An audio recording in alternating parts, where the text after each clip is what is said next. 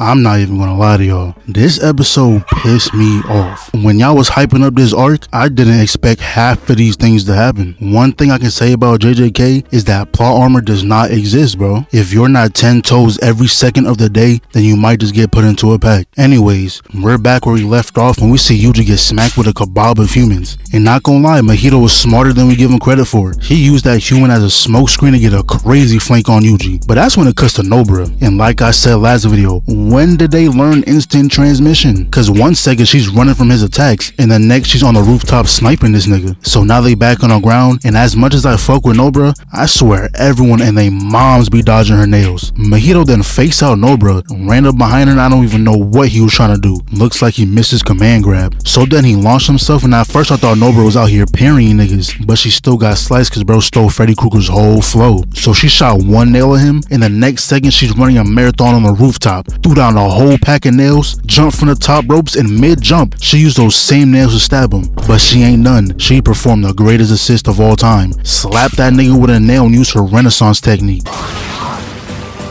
Yuji was like, oh shit. My nigga. And that boy was out for blood. He said the get back is gonna be devious. He forgot he was on the good side for a sec.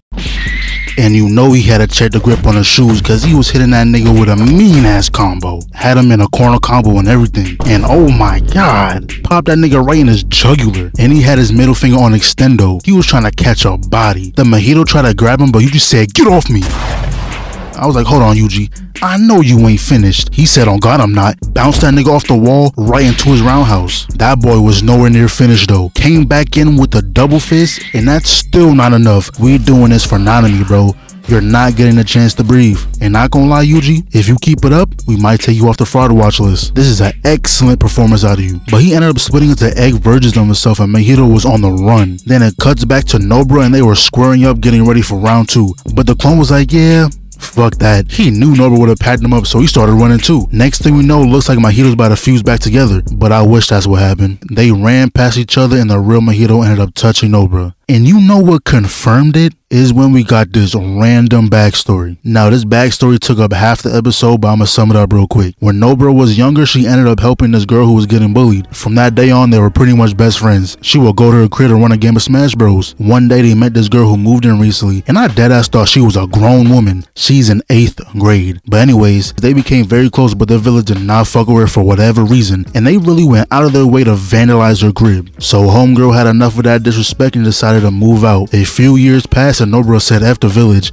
I ain't never coming back here, and moved to Tokyo for school. And that pretty much brings us back to the present. And that whole backstory was to pretty much tell us that, well, she had a good life.